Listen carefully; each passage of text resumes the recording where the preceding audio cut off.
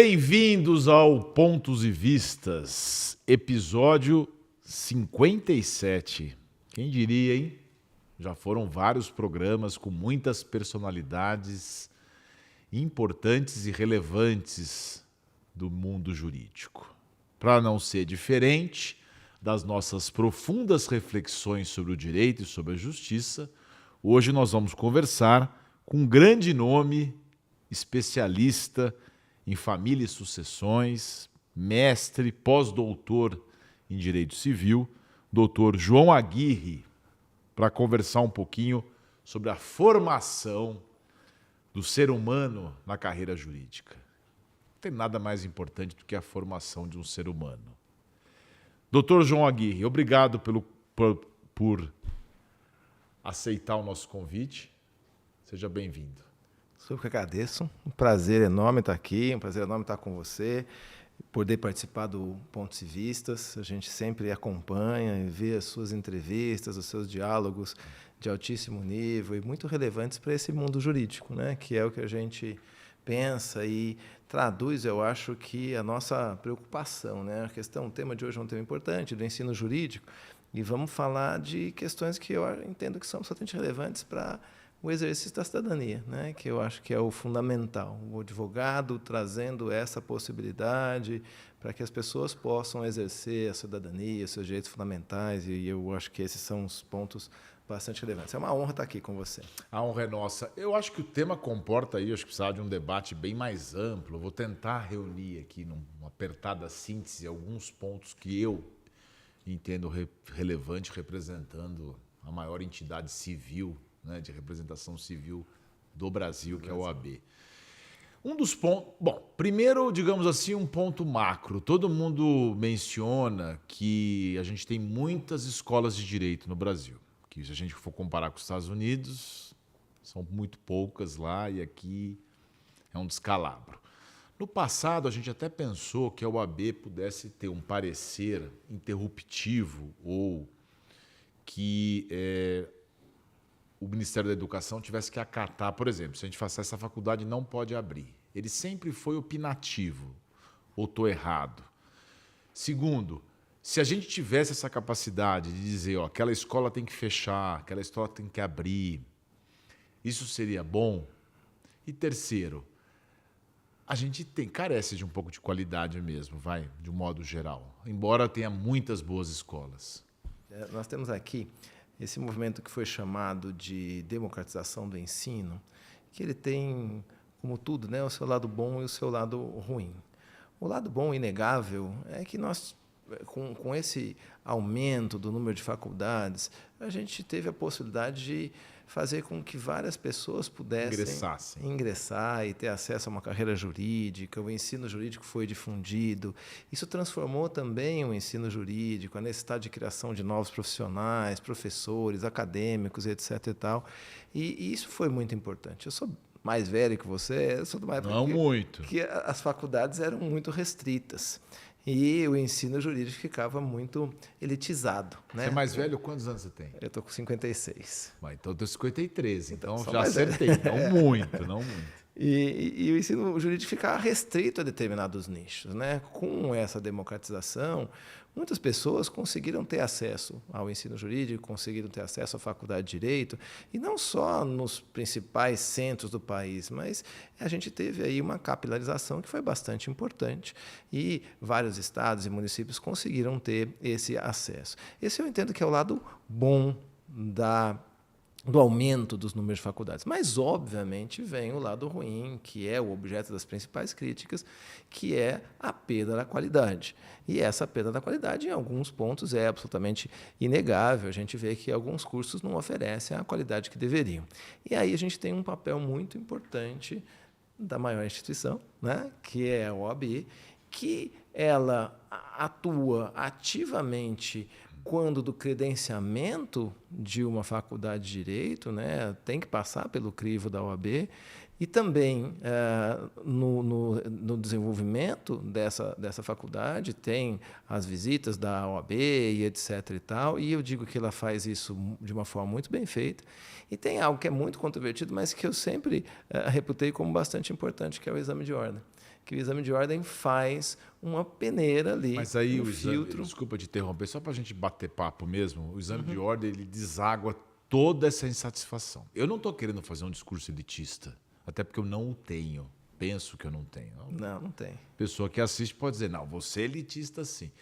Mas eu não tenho, eu não acho que eu tenho. Eu acho que programas de governo, por exemplo, que incentivam, inclusive, o pagamento da escola é fundamental.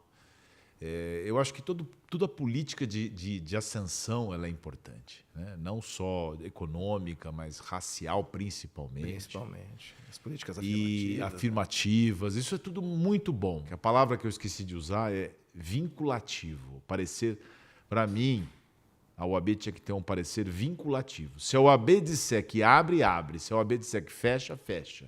É radical, mas é assim que eu penso. Eu acho que é interessante porque o problema exatamente não é o critério técnico, é o que você trouxe, é o critério político, né? Eu, como um civilista que dá aula há muitos anos. Dou aula há muitos anos, dou aula há 30 anos, e como um entusiasta da autonomia privada, da autodeterminação, eu sou meio contrário a essa ideia de a gente sempre proibir, né? Então, eu vou proibir a criação de novos cursos, a gente está correndo o risco também de perder novos cursos de muita qualidade. Porque, recentemente, foram criados novos cursos de bastante qualidade, de qualidade inegável, que hoje estão na ponta e que, na minha época, por exemplo, na sua época, não existiam essas faculdades. Então, a gente tem algumas faculdades hoje de ponta que têm resultados expressivos, um ensino diferenciado, de absoluta qualidade, que uma proibição geral, eu entendo que poderia fazer com que a gente perdesse mas esse não tem, tipo de mas acesso. Alguém tem que falar. É como se fosse uma faculdade de medicina em que um órgão também fala essa faculdade tem condições. A OAB não seria uma coisa assim. A OAB estaria a favor daquela faculdade. Vamos chegar ao mesmo ponto. Mas teria que ter coragem, né? De falar, essa faculdade aqui dançou. O que tem que ter é exatamente difícil, o respeito, né? ao critério técnico. Quem faz esse critério técnico? O MEC e a OAB. E aí sim, essas visitas Mas o MEC vai vir com a política. É isso que a gente tem que tentar MEC diminuir a questão política. Técnico. Aí a OAB seria o contraponto, né, para também não fazer o acesso. E também não é só impedir a criação de novos cursos, é descredenciar cursos fechar os que existem que não atingem a qualidade, que não respondem aos critérios técnicos. No interior de São Paulo que era por correspondência. Exato. Aí até o MEC fechou. Fechou.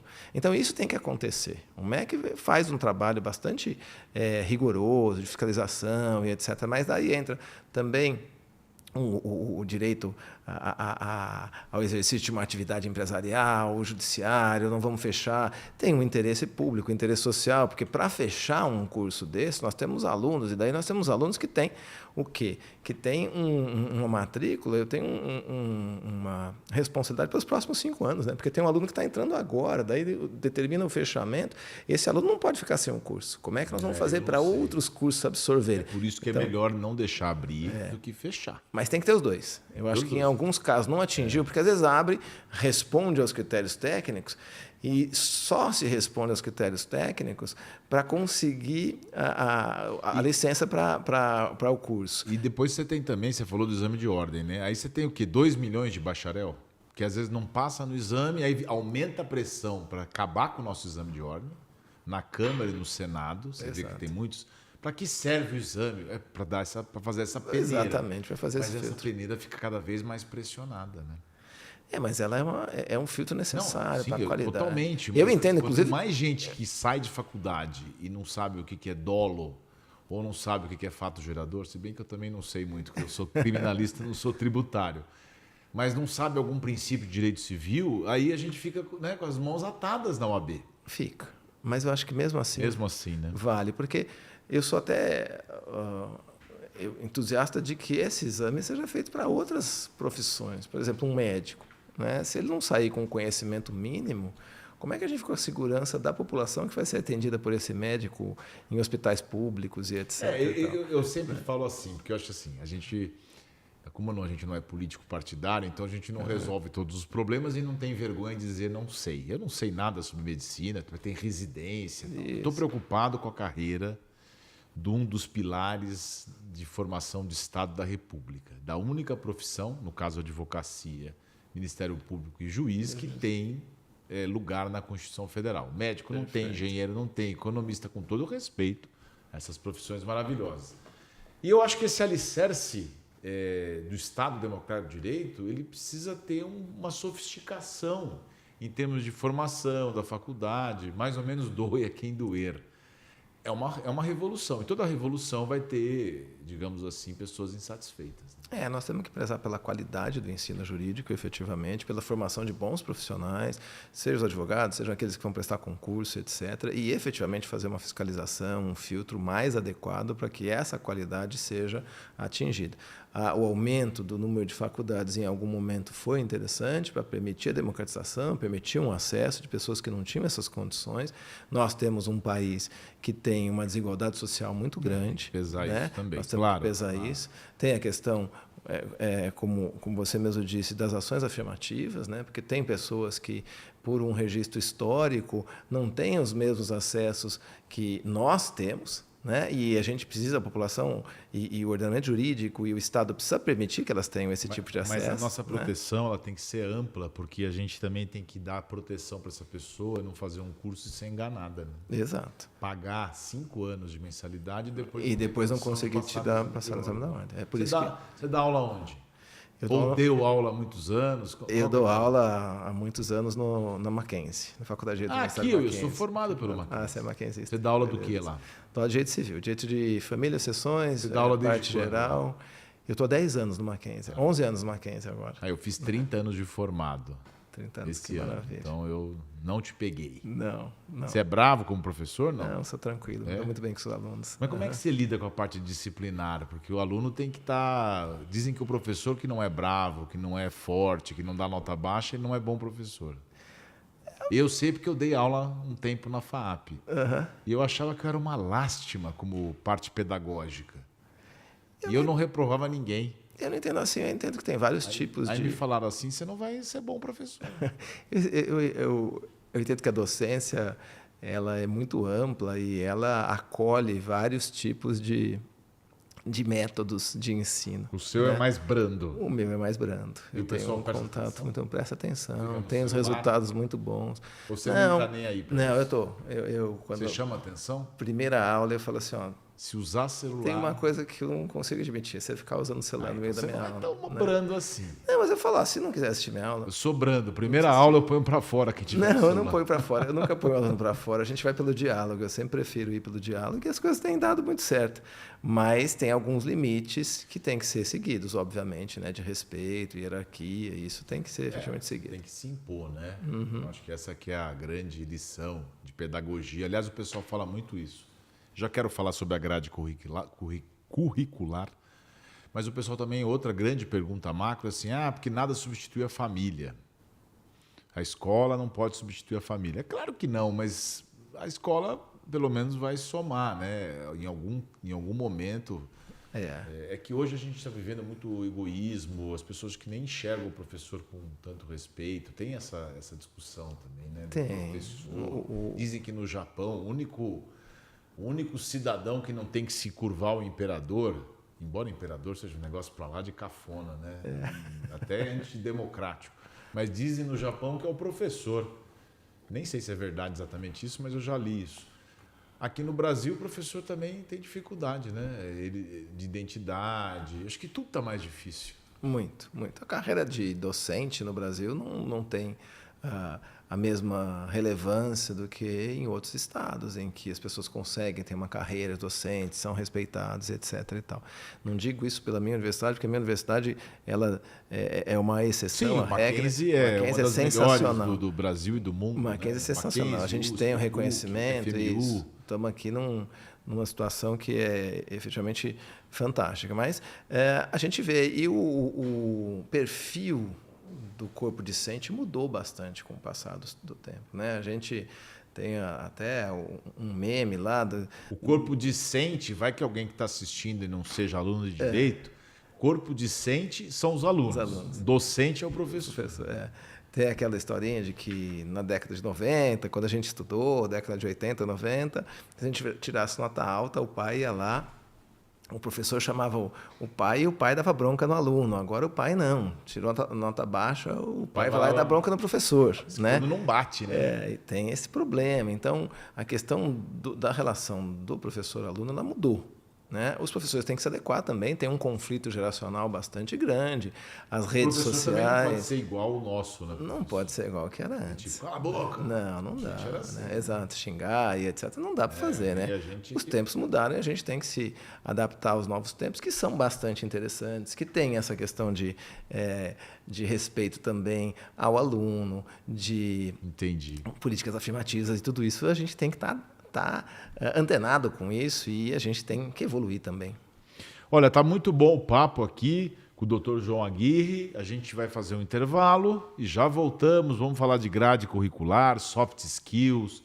Vamos passear nesse mundo do ensino jurídico. Até daqui a pouquinho. A OAB São Paulo possui diversas comissões dedicadas à promoção da igualdade, diversidade e inclusão, que desempenham um papel fundamental na defesa dos direitos humanos e na construção de uma sociedade mais justa e igualitária.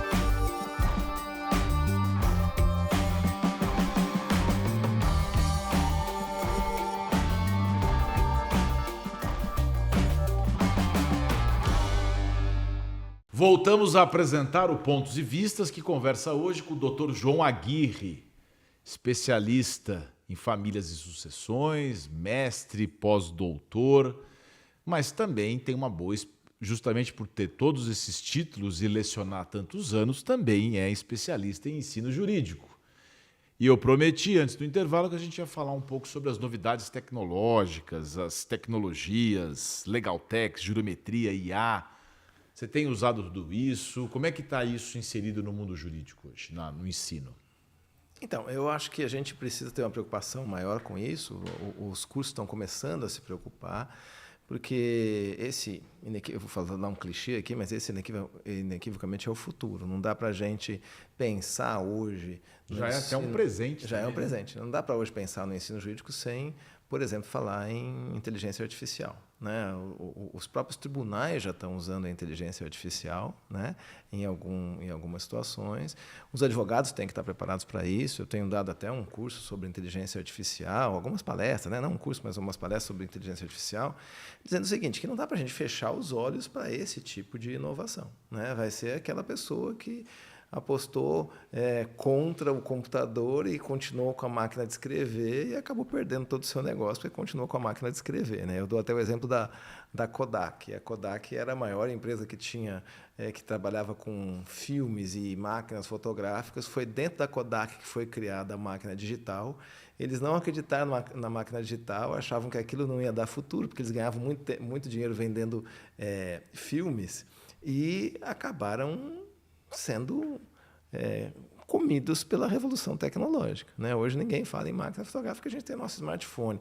E a IA vai ser isso. Né? Esse avanço da tecnologia é fundamental.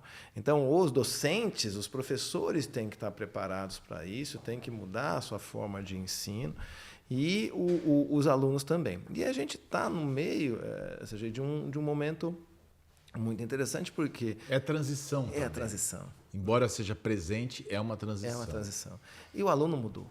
Né? O que a gente tem falado, e o professor hoje tem que estar preparado, tem que estar evoluindo, estudando, se adaptando para essa mudança, né? O aluno de hoje, ele não tem aquele perfil do aluno de antigamente. De absorver tudo de absorver tudo quieto. Ele é muito mais crítico, ele quer uma resposta mais rápida, ele está acostumado com a rede social, a sua capacidade de atenção é difusa, né? Você falou no começo da entrevista que uma coisa que você não admite é o celular.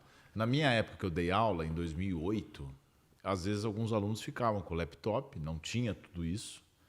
Nós estamos falando de quase 10 anos, né? Hoje está todo mundo. Mais que 10 anos. E aí eu começava a dar aula, minha matéria era penal. Aí o cidadão já levantava a mão. Não, o senhor mencionou aqui a vírgula, está errado. Exato. E isso tem na tua aula também? Tem. Hoje todo mundo com laptop. E aí, o que eu não admito no WhatsApp é a pessoa pegar o telefone, Mas pegar você o não telefone. pode proibir. Mas o laptop hoje conferindo o que você está ferramenta. falando. Exatamente. Ou buscando o tempo inteiro.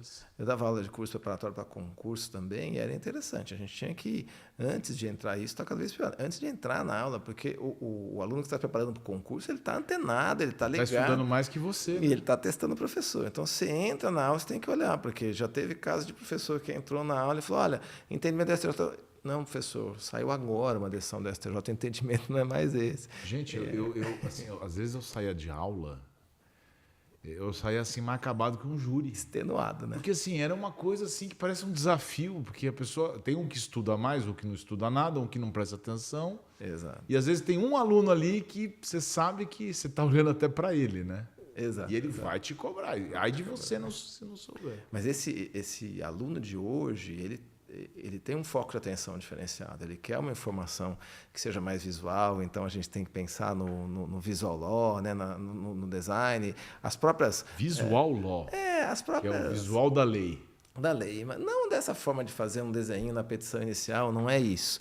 Mas algumas informações são importantes, ele tem que estar preparado para isso. Né? Eu tenho conversado até com alguns amigos meus que são do judiciário, eles falam, olha, algum tipo de gráfico me ajuda bastante. Eu estou trabalhando aí, estou vendo, por exemplo, na minha área, direito de família, estou vendo lá a evolução patrimonial de um casal. Né? Daí o advogado me traz na petição, no corpo da petição, um gráfico bem demonstrado. Muda tudo, facilita o entendimento do juiz. Né? E essa é uma soft skill que a gente tem que estar preparado, tem que estar atualizando. Isso na aula e também na prática. Na prática. Na petição.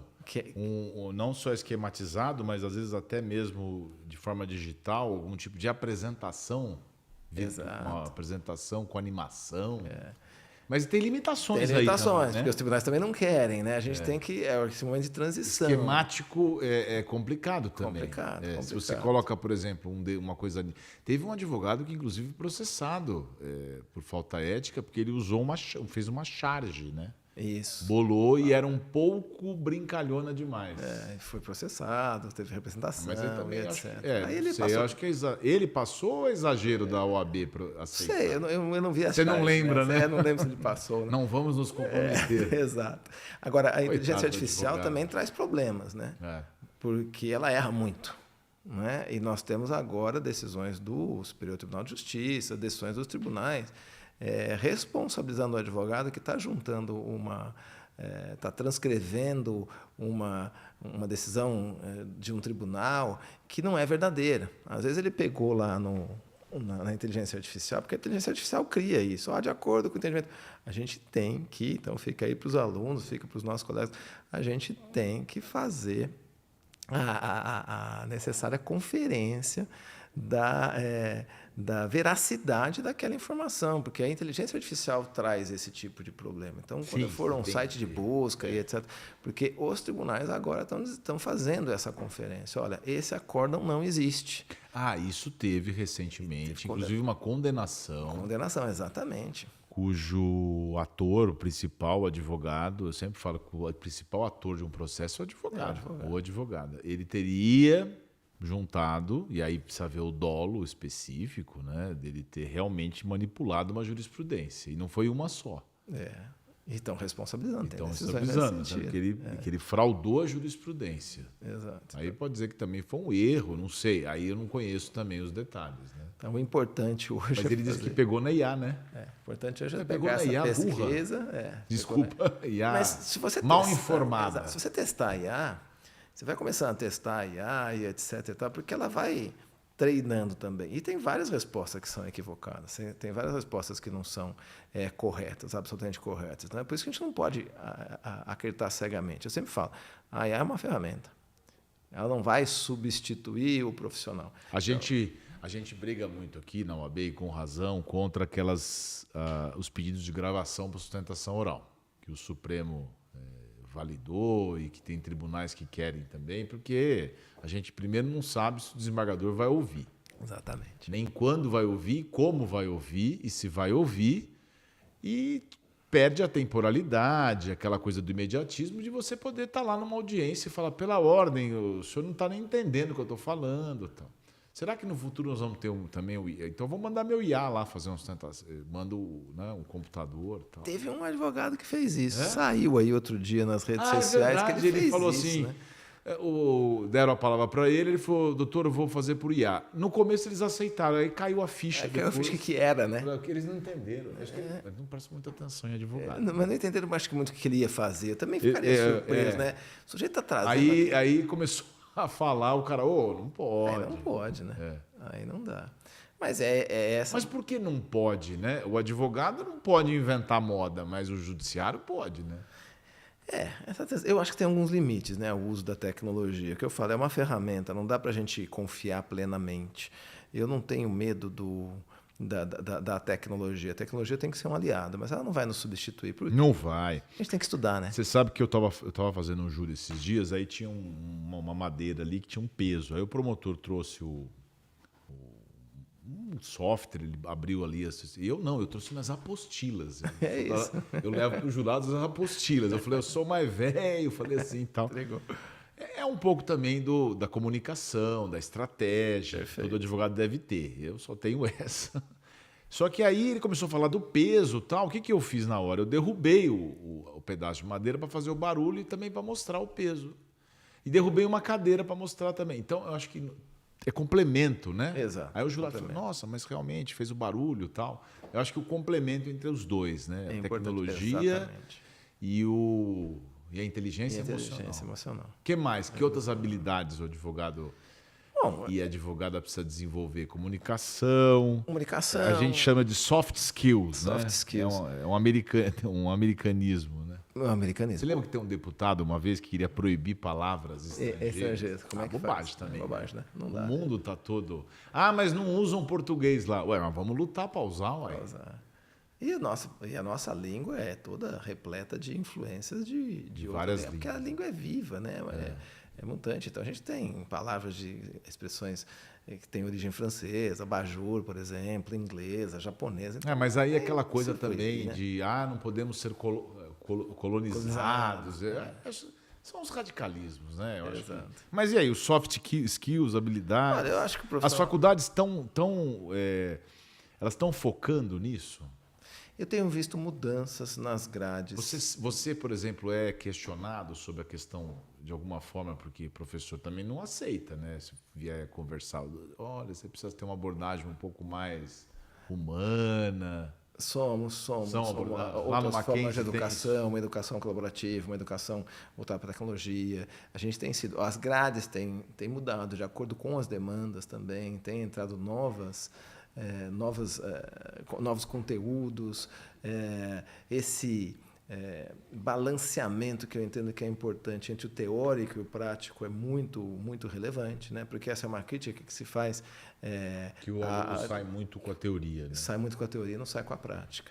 Isso é importante. As disciplinas optativas, no final do curso, eu fiz as básicas, as fundamentais, mas no final do curso eu vou me voltar para que lado? As práticas. Para a parte prática. Né? Então, eu escolho a área que eu vou, novas disciplinas. Já não é tão novo, mas tem lá o direito ambiental, o previdenciário, que não tinham, e hoje novas, né? Tecnologia da informação, direito digital, direito desportivo. Eu acho que o advogado também tem que ter uma qualidade importante, que é uma qualidade negocial, de administração, de gestão. Ele tem que estar voltado para isso. A OAB aqui de São Paulo tem essa preocupação. Ela volta e meia, ela faz cursos nesse sentido. Porque ele vai lá, monta o escritório e não sabe como gerir o escritório. Né? E gerir o escritório é gerir uma empresa. Né? Nós temos que pagar o aluguel, pagar o condomínio, pagar os impostos, os funcionários, etc. Lidar com o cliente. Lidar com os clientes, precificar o nosso trabalho, né, o nosso serviço, e tudo isso não é fácil e a gente tem que ter esse conhecimento. Essa é escolas de prerrogativas, esse ler com profundidade. Eu lembro que eu não conhecia muito direito quando eu comecei, mas o Estatuto da Advocacia eu conhecia de cor, porque eu sabia aonde que eu não podia ser barrado. Você conhece ética profissional. Ética, né? até onde eu podia ir. Exatamente, é muito importante. É muito importante. Precisa ler, né? A leitura para o mundo jurídico é indispensável, né? Para o andar, né, de bicicleta, exatamente. O comecinho. Na tua... Não sei se no Mackenzie tem isso, na FAP tinha. Toda vez que tinha aquele provão, não sei se era exatamente na época do provão, os alunos tinham, no final da prova, eles tinham lá um formulário que eles avaliavam os professores. Tem isso lá no Tem avaliação. E a gente não podia ver. Não vem. É uma avaliação anônima, né? Eles não Mas informam. você sabia...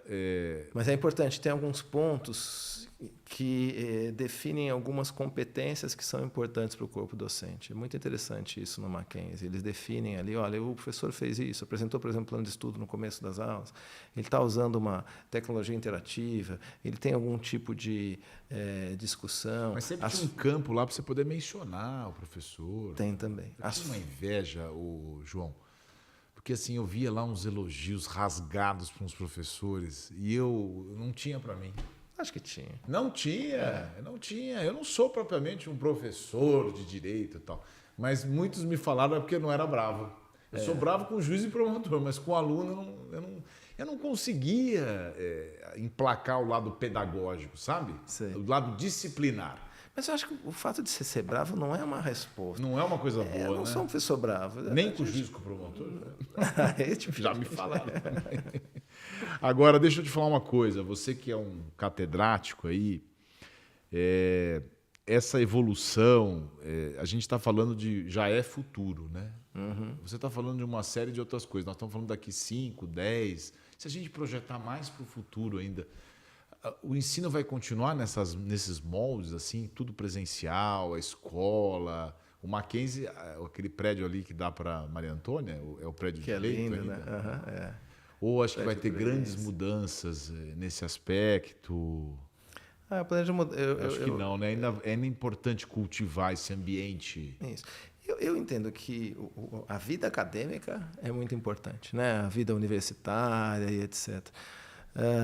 A pandemia nos trouxe uma nova realidade, a gente ficou em casa, acabou tendo o home office, etc. Que veio para ficar, né? Que veio para ficar. E alterou completamente a nossa realidade, o avanço da tecnologia e etc. Mas eu não acho que seria interessante perder o ambiente universitário, que é o ambiente que você faz a troca de informações, o diálogo, a interdisciplinariedade, tudo isso é importante. Vamos ter que chegar num equilíbrio do avanço da tecnologia, poder fazer algumas outras questões pelo mundo virtual, mas eu entendo que o ambiente universitário ainda é fundamental e espero que no futuro ele continue. Obviamente, nós vamos ter que nos adequar a essa revolução tecnológica. Eu conversei com uma juíza ontem, juíza criminal, do Tribunal do Júri aqui de São Paulo. Ela é professora de medicina legal, na FAP. E ela disse que leva, aliás, muito boa juíza, a doutora Isabel, ela leva os alunos lá no Instituto Médico Legal. Ela leva... Eu não fui na minha época, você foi? Não fui. Eu também não queria ir, né? Mas eu não fui. Mas é interessante isso. Não, é interessante. Talvez também, na área civil... Aqui tem as matérias práticas também, né? Tem os estágios que a pessoa vai na audiência. Mas talvez na tua área, de repente, o que você pode fazer? Levar um casal para brigar na frente deles lá? Eu nem posso, né? Porque tem o segredo de justiça, a gente não pode fazer isso, né? Não, mas eu digo aquelas coisas... Simulados a gente faz. Isso a gente faz já? bastante. Isso a gente faz bastante. Mas você faz simulado de uma audiência de família, por exemplo? Às vezes faço simulado de uma audiência de família. Mas você faz com os próprios alunos? Faço com os próprios alunos. Você põe o quê? A gente você escolhe é a esposa, caso. Você é o marido e vocês vão discutir? Escolhemos um caso. Quem vai ser o advogado, o juiz. A gente faz um de... O pessoal funciona como bom ator? Funciona. E eles se empolgam bastante. Eu faço um de responsabilidade civil também. Tá vendo? Isso é interessante. Eu pego um tema... Responsabilidade civil é muito aberta. Muito aberta. Eu pego um tema bastante controvertido, que a decisão em si nem é unânime, porque você tem argumento para um lado e para o outro e coloca eles para o debate. E a gente vê que esse tipo de interação com o aluno é muito interessante. Eles ficam muito empolgados. Montamos times ali, eles querem ganhar. A responsabilidade etc. civil é uma beleza, né? Eu sempre me interessei pelo tema. Quando eu comecei a advogar, até fiz um pouquinho, porque ela tem uma aferição de culpa muito mais apurada, né, do que do crime. O crime tem que ter culpa mesmo. Mesmo. A responsabilidade civil não, tem a responsabilidade objetiva. É subjetiva. Às vezes tem a culpa concorrente, que no crime é impossível, não existe no crime, ou é uma, não é. Então é muito interessante, né? Acidentes de O crime é mais escalonado, né? Mais não, o crime você não compensa, né? A minha culpa não compensa a tua. No civil tem, né? Culpa concorrente. Os dois são culpados. Exato. E daí o juiz tem que aferir quem foi o mais culpado para aumentar a indenização ou diminuir. Ou diminuir de acordo com a culpa de das duas partes. Né? Isso, 944, 945 do Código Civil. Olha, agora aqui ele esnobou, hein? Esnobou com isso. Essas questões da Não, isso aí isso eu tô brincando, claro. Você sabe, né? Afinal de contas, eu sou um rábula, você é um pós-doutor. Não é nada de rábula, nada. É modesto só. O meu caro doutor João Aguirre, foi uma grande satisfação recebê-lo. Tem alguma coisa que você gostaria de falar da tua área, desses anos todos de ensino jurídico, que eu não perguntei, que você gostaria de falar? Não, o que eu gostaria de falar, eu acho que é um pouco de clichê, mas é fundamental, é para o aluno continuar estudando, né? E a gente não pode parar no mundo jurídico. Nós temos um grande exemplo de um grande profissional aqui. Ele fala que é honrado, mas ele está sempre se aprofundando, estudando, preparando os seus casos, etc. E a gente tem que ter essa preocupação. É isso que vai fazer a diferença. O que eu queria dizer, as ferramentas, a tecnologia, ela vai nos ajudar, mas a gente não, quem é que está por trás delas? Eu não tenho medo do IA fazendo uma petição inicial, certeza que você também não. Por quê? Porque ele não vai fazer com o conhecimento que a gente tem. Ele pode nos contribuir. Mas a gente pega alguém que vai fazer um trabalho só pela IA, você vai perceber que é pela IA. E não vai estar exatamente adequado. Você tem que ter o conhecimento para poder alimentar de uma forma adequada. Então, não deixe de estudar, eu acho que isso é o fundamental. É verdade. E em relação ao medo, vai com medo mesmo. É a base da advocacia, aliás, faz parte do nosso estatuto. Você não precisa ser extrovertido, nem ser um grande orador, mas você tem que ler lá para ver se você pode ser advogado, porque o advogado exige uma certa coragem. Exato. Se souber ler e escrever, ajuda muito. Bastante. Porque é essencial não ter medo em desagradar autoridades. E juiz e promotor são autoridades também, embora no mesmo patamar que o advogado. Muito bom. Foi um prazer. Obrigado, viu? Gostei demais. Obrigado. Esse foi mais um Pontos e Vistas que todo mundo já sabe, todo mundo conversa e todo mundo menciona que é seu, né? Porque é um oferecimento da OAB de São Paulo. Até o próximo. Até.